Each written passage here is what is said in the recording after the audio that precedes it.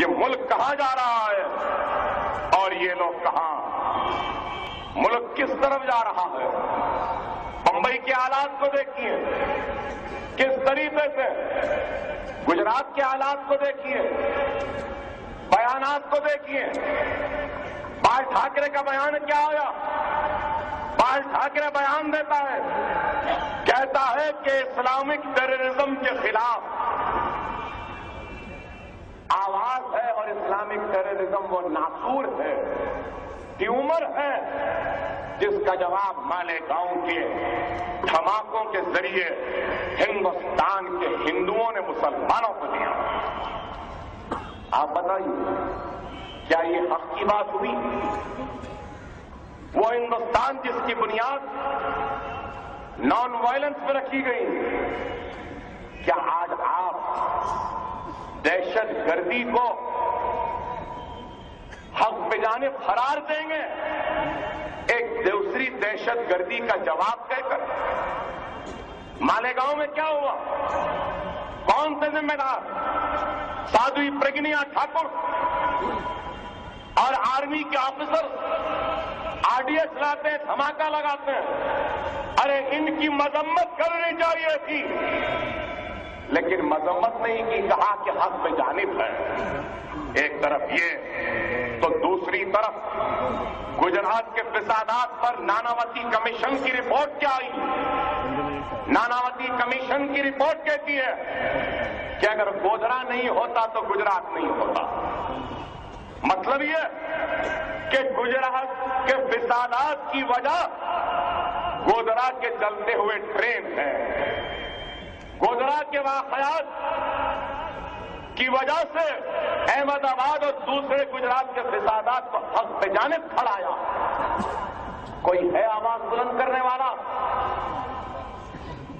ارے آج لوگ کہتے ہیں کہ گودرا کی ٹرین کے بارے میں لالو پرساد کی منسٹری کی کیا رپورٹ ہے کہ گودرا کی ٹرین باہر سے نہیں جلی، اندر سے جلایا گیا، لیکن یہ کہتے ہیں کہ مسلمان جلائے۔ آپ بتائیے اکشردھام کا واقعہ ہوا، اکشردھام کی مندر میں دہشت گرد گھس گئے، ہندوستان کی این ایس سی کی فورس اور سارے فورسز اکشردھام کی مندر میں گئے، اندر گئے اور اندر جا کر آپ کو یاد دلاؤں کہ میں نے اپنی تقریر میں اس وقت بھی کہا تھا کہ اکشردھام کی مندر میں کون تھے؟ مندر خالی ہو چکی، پجاری نہیں تھے، کوئی بتوں کی پرستش کرنے والے کوئی لوگ نہیں تھے، کوئی بھی نہیں، صرف دہشت گرد تھے۔ این ایس سی گئی، در در در در در در در کری ماری، ختم ہو گئی۔ اکشردھام کا ایکشن ختم ہو گیا، بولے سالے دہشت گرد مر گئے۔ ارے ایک کو تو بھی زندہ پکڑنا تھا، ہزاروں لوگ یرغمال تھے نہیں تھے، 100 لوگ تھے، کوئی 8-10 لوگ تھے نہیں تھے، مندر خالی ہو چکی تھی۔ ارے وہ لوگوں نے گھس کر ایک ایک کو چن چن کر مار دیا، اس لیے مارا کہ میں آج کہتا ہوں کسی کے باپ کا ڈر نہیں ہے، کسی کی بھی مجھے پرواہ نہیں ہے اس حق کو ادا کرتے ہوئے۔ اکشردھام کی مندر میں جانے والا کوئی کشمیر کا دہشت گرد نہیں تھا، کوئی القاعدہ کا دہشت گرد نہیں تھا، کوئی لشکر طیبہ کا دہشت گرد نہیں تھا، بلکہ ایک گجرات کی لٹی ہوئی عصمت والی بہن کا بھائی تھا، ایک گجرات کی لٹی ہوئی عصمت والی ماں کا بیٹا تھا، گجرات کے چلتے ہوئے بستیوں کا ایک ادارہ تھا۔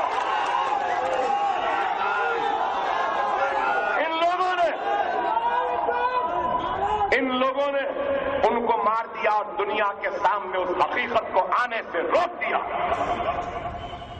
ارے آج بھی میں کھڑا کے کہتا ہوں، ایوان اسمبلی میں بھی کہا، یہاں بھی کہتا ہوں کہ ہندوستان میں دہشت گردی کی پیداوار اور دہشت گردی کو جنم دینے والے اس گوک کا نام بی جے پی ہے، آر ایس ایس ہے، سنگھ پریوار ہے، وشو ہندو پریشد ہے، ہندو وانی ہے، بجرنگ دل ہے، اڈوانی ہے، واجپئی ہے، کلیان سنگھ ہے، اما بھارتی ہے، بال ٹھاکرے ہے، شیو سینا ہے۔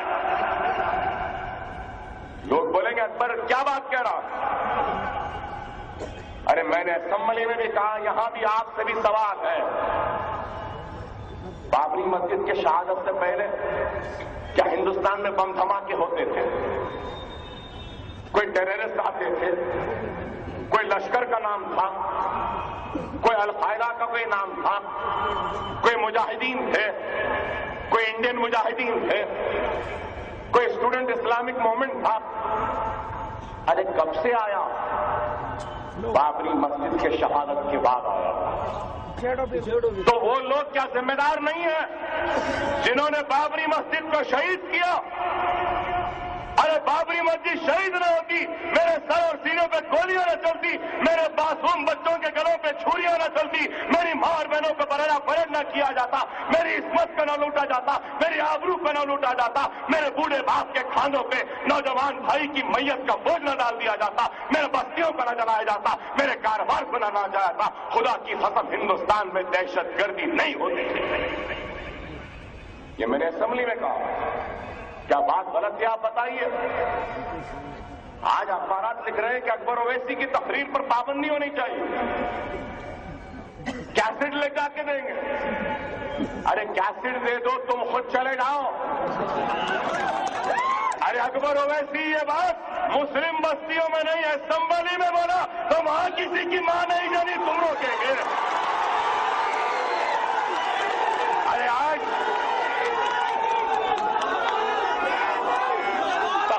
کیسٹ بند کر دیں گے، ہائی کورٹ میں دیں گے، کھلا کریں گے۔ کیا میں نے اسمبلی میں جو کہا غلط کہا میرے بھائی؟ میں نے کہا کہ ہندوستان کے وہ پھٹکے ہوئے نوجوانوں کو جو سسٹم سے ناراض ہیں، ان کی ناراضگی کو دور کرنے کا وقت ہے۔ وہ نوجوان جو ہاتھوں میں ہتھیار اٹھا کر جمہوریت کے راستے سے ہٹ کر دہشت کے راستے پر آیا ہے، ان نوجوانوں کے اعتماد کو بحال کرنا ہے، ان نوجوانوں کو ہندوستان کے جمہوریت کے دائرے میں لانا ہے، ہندوستان کے قانون پر ان کو کامل اعتماد و بھروسے کو پیدا کرنا ہوگا، اور وہ پیدا اس وقت ہوگا، اسی وقت ہوگا جس وقت افضل گرو کے ساتھ اڈوانی بال ٹھاکرے کو بھی بازو کے تختے پر پھانسی میں لٹکا دیا جائے گا، اس وقت ان کا اعتماد بحال ہوگا۔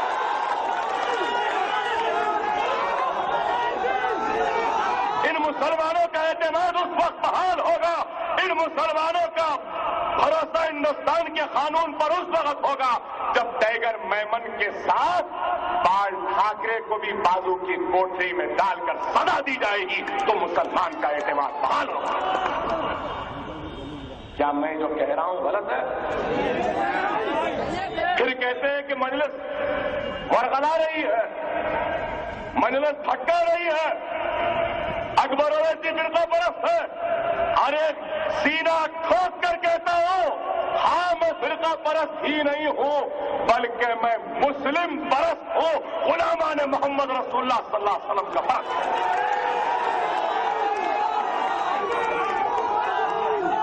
کسی کے باپ کا ڈر نہیں ہے، مسلمان ہوں، مسلمان کے دروازے پر بھکاری بن کر دستک دیتا ہوں، ان کے گھروں کے سامنے بھکاری بن کر اتحاد کی خیرات مانگتا ہوں، مسلمانوں کا لیڈر ہوں، مانگتا ہوں تو مسلمانوں سے مانگوں گا، اور مسلمانوں سے مانگتا مانگتا اس دنیا سے رخصت ہو جاؤں گا۔ کبھی مٹی کے بتوں کی پوجا کرنے والوں کے پاس جا کر کبھی نہیں مانگوں گا۔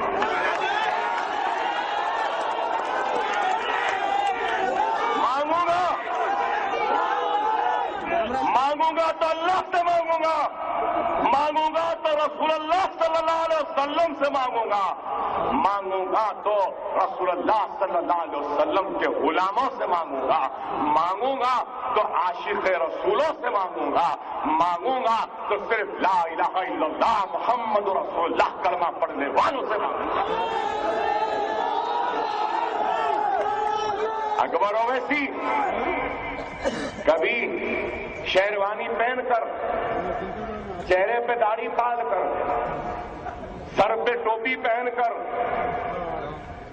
لال دروازے کے بونال جلوس پر مبارکباد نہیں دے گا۔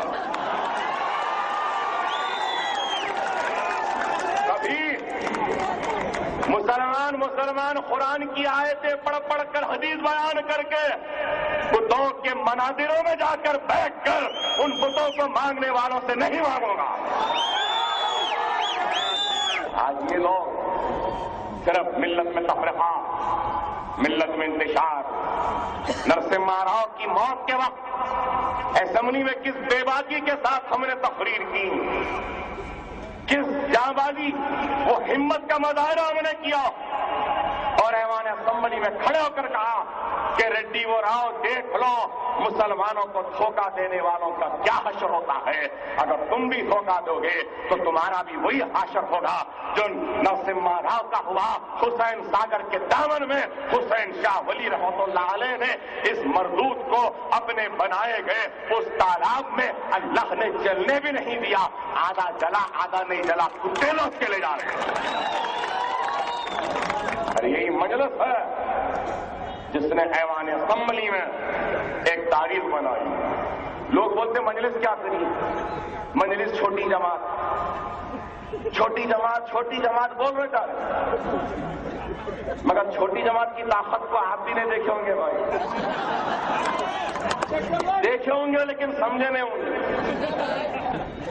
آج سے دسمبر کے مہینے میں اسمبلی ہوئی، دہشت گردی پہ میری تقریر ہوئی، تقریر کے بعد 9 برس جو پارٹی 9 برس ہندوستان کے لال قلعے پر جھنڈا چڑھاتی آئی، ہندوستان کے وزیر اعظم رہی، وہ بی جے پی کا ایم ایل اے ہماری تقریر کے بعد کیسا فقیروں کی طرح، بھکاریوں کی طرح اسپیکر کے چیمبر کے دروازے کے پاس بیٹھا تھا۔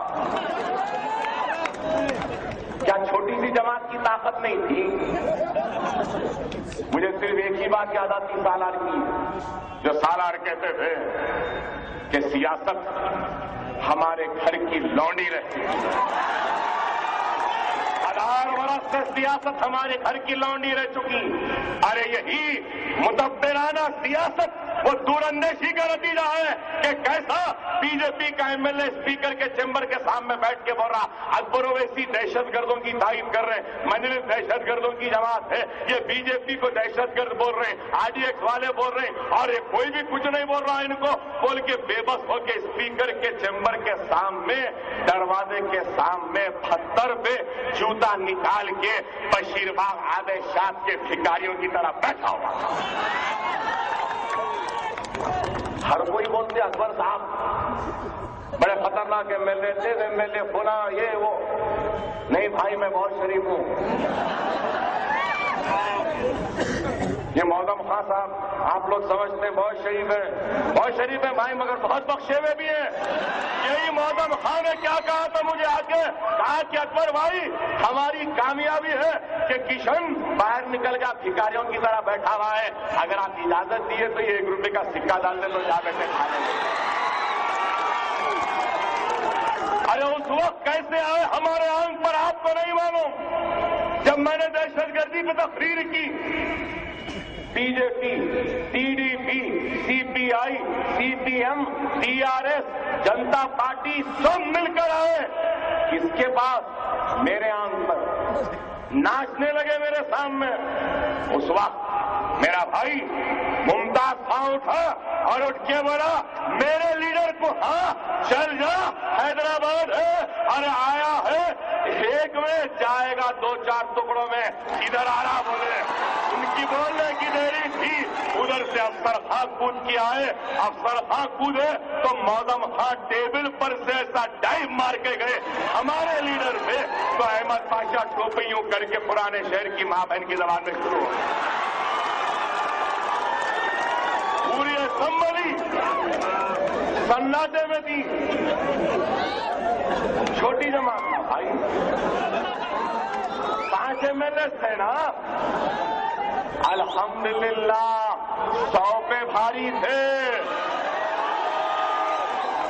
بابو اٹھ کے بولا اکبر صاحب یہ کیا طریقہ ہے، آپ کے ایم ایل اے، آپ کے پارٹی کے ایم ایل اے کی زبان دیکھیے آپ نے۔ میں نے کہا کون سی زبان ہے بابو، تم نہیں جانتے، یہی تو اصل پرانے شہر کی زبان ہے،